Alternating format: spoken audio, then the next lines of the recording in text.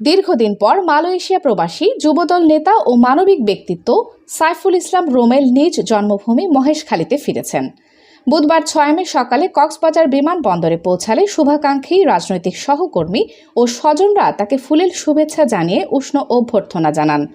এ সময় উপস্থিত নেতাকর্মীদের ভালোবাসায় সিক্ত হয়ে আবেগ আপ্লুত হয়ে পড়েন তিনি।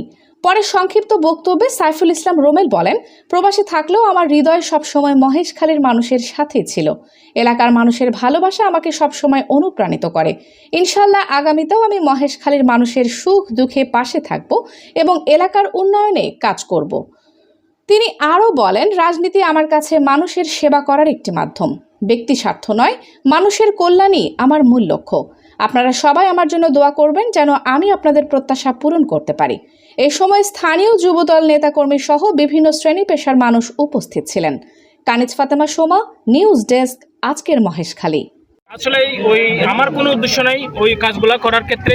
আমি শুধুমাত্র আমার ভালো লাগে এগুলো করতে পারলে, অসহায় মানুষের পাশে থাকতে পারলে ইনশাল্লাহ আল্লাহ তাআলা যদি আমাকে আগামীতে সম্পদ দেয় আমি আরও বেশি এই মানবিক কাজগুলো করব। আমি যে দুইটা সংগঠনের উপদেষ্টা হিসেবে আছি, সোশ্যাল ডেভেলপমেন্ট ইউথ ফোরাম, ছোট মহেশখালী ব্লাড ফাউন্ডেশন, এই দুইটা সংগঠনকে আরও শক্তিশালী করব, ওদেরকে আরও উদ্বুদ্ধ করব আগামীতে যেন মহেশখালীর মানুষের সেবায় নিয়োজিত থাকে। তাদেরকে যেভাবে সহযোগিতা করতে হয় আমি ইনশাল্লাহ সহযোগিতা করে যাব। আপনার মানবিক কাজ চলমান থাকবে কিনা এটাও আমাদেরকে বিস্তারিত। আমার মানবিক কাজ আমি যতদিন বেঁচে থাকবো আমার যতটুকু সামর্থ্য সেটা দিয়ে আমি চালিয়ে যাব। ধন্যবাদ আপনাকে।